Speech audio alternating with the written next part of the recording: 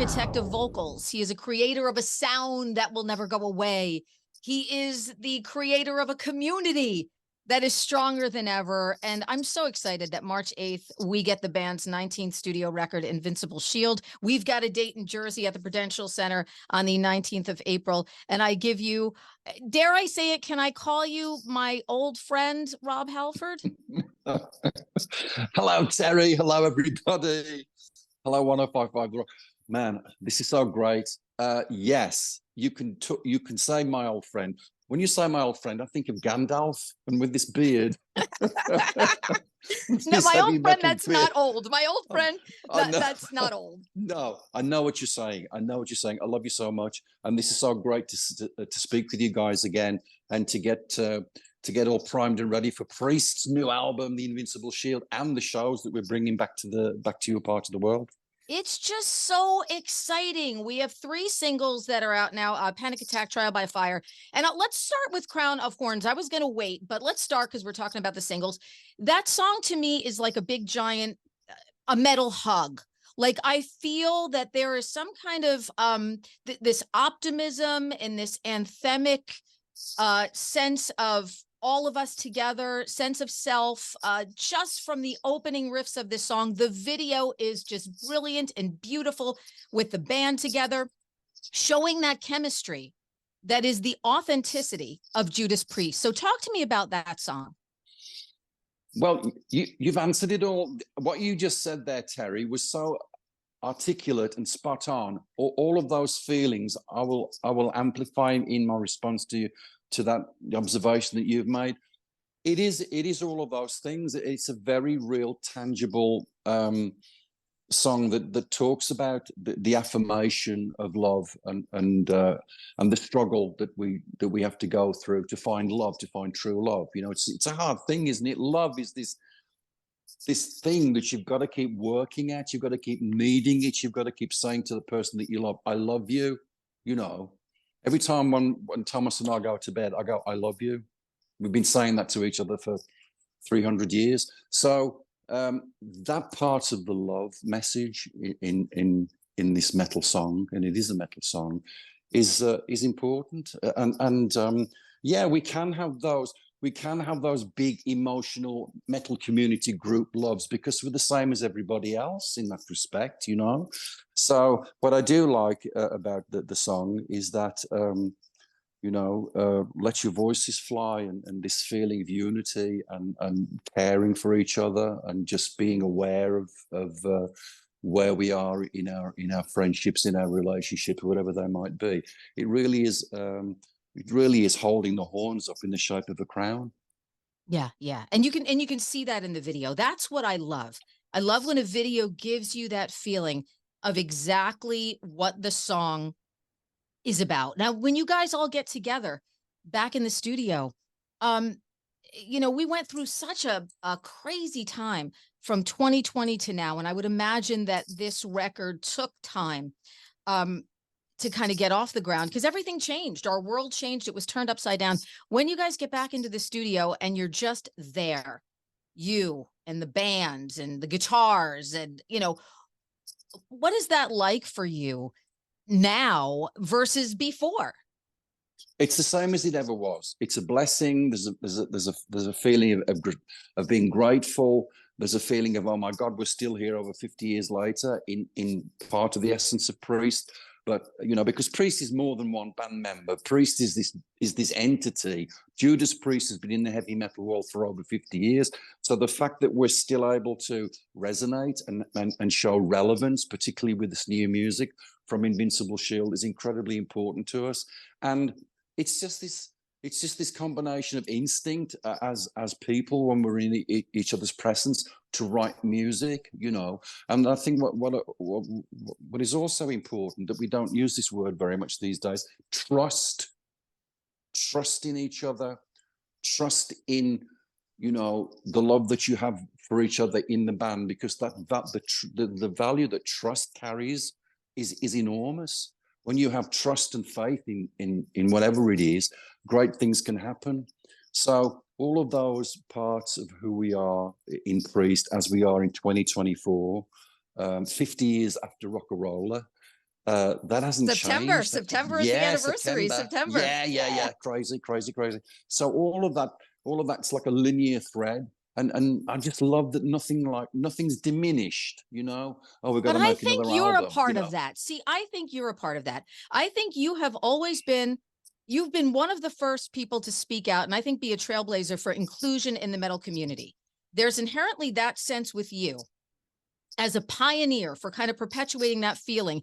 I think it, from being a metal fan and being a fan of yours and knowing you, I think, started to carry the torch to keep that spirit alive. And I think you have been somebody who has kept that spirit alive. Do you feel like somebody who's been an architect of that a little bit?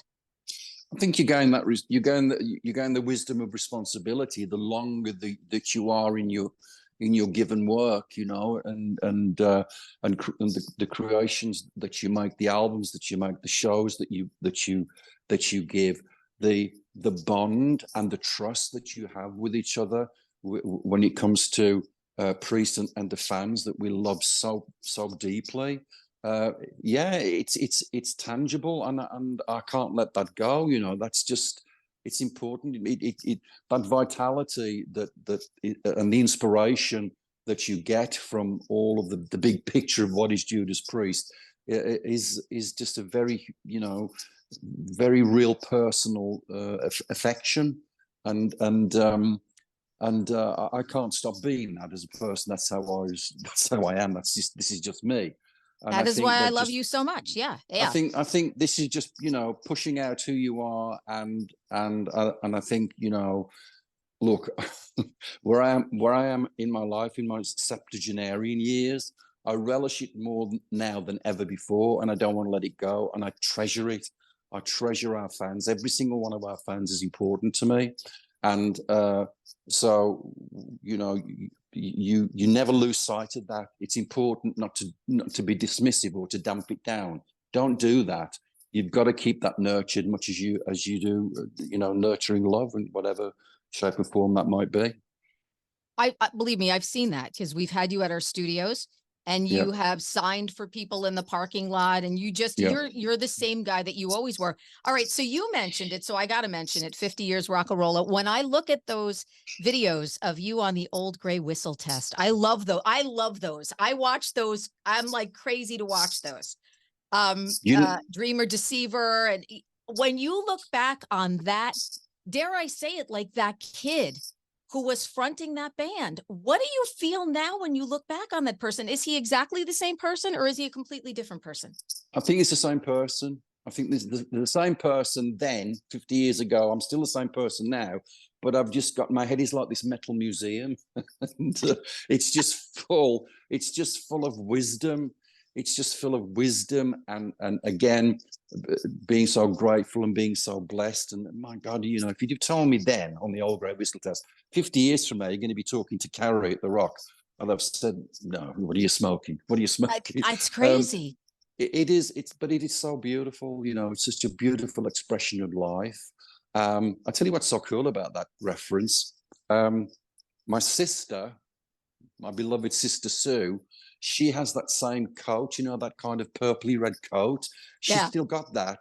It's in my sister. It's in my sister's closet for safekeeping. You know, That is there's epic. there was a red one, and there was a black one with like gold sequins or whatever. And this beautiful lady called Fid, Fid. Are you still with us, Fid? From London, who used to make stuff for Rod Stewart and Mick Jagger. Somehow or another, we hooked up, and I went to her place in Wow. Chelsea. She had this beautiful like one-room studio in Chelsea, and I stayed there for weeks because I loved Fid, I loved fashion, I loved London. This is like 74. I'm just hanging out in London in 1974, which was just an amazing place. But I have those two pieces of costume still, Oh, that's and I awesome. look at them and I touch them and I think of the old grey whistle test. And 50 years later, man, you know, I've gone from velvet to leather. Yeah, when I feel like I need inspiration, I literally, like, I look those up and I Google those and I watch those, and I look at you and Glenn and I'm like, look at these kids. Look at them. They look like kids in this video. Isn't it Well, great? we talk about inclusion too, and I have got to bring this up because you and I have done things together over the years. I've hosted some radio specials for you. I hosted DVD special. You have never been the person who has said, "Oh, we're a metal band. I don't want the girl hosting that." You have always been kind to me. And I've got to say, women in rock radio, we don't always get that. So you are royalty. And I just wanted to thank you for that, because we've done some things together in the past and you have always been supportive. And that doesn't always happen for us. So from the bottom of my heart, I thank you for that. Thank you, Terrie. Thank you, Terrie. And oh God, it drives me mad that there isn't this level playing field, And you, let me just throw some love back at you. You're a groundbreaker for what you've done in radio, for all the times that you've been on the air, and especially there at the Rock. You're a pioneer in the world that you represent, and what I have sensed, what I have lived through, is the way that metal has gone from one particular texture to now to complete acceptance, and the walls, if there were any, have just been pushed away. That transition. I was looking at some old Motley Crue and Poison and Cinderella videos the other day. I love those guys. I love those bands.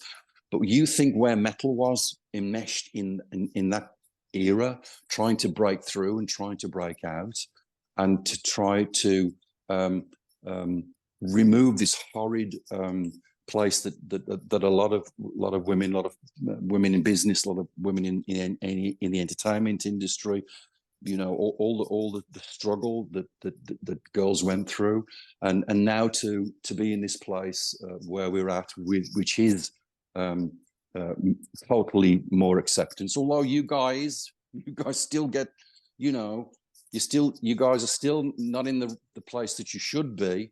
But we're jamming. And these women in metal are killing it. We've got so many great metal musicians now that are doing so much. Yeah, Lizzie, absolutely. Young bands like Spirit Box and Plush, and all of these young artists that are coming out and just killing it. But thank you so very much for your support. And that's why I love you. I know that we're on limited time. I could talk to you forever. I'm not going to hold you up because you've got more to do today. March 8th, we get Invincible Shield, Prudential Center show on April 19th. I cannot wait to come and give you just a big, giant metal hug. Thank you, Terrie. I love you so much. Hey, guys, it's been great sharing time together. Thank you for everything you do for Priest, keeping the metal faith alive. And we'll see you very soon to raise the heavy metal horns together once more. Round of horns, yay. See you, Terrie. Thank you, my love. Thank you so much. Love. Okay. Always a pleasure. See you soon. DHA's Reconnect with Rockers is powered by Dover Dodge Chrysler Jeep Ram on Route 46 in Rockaway.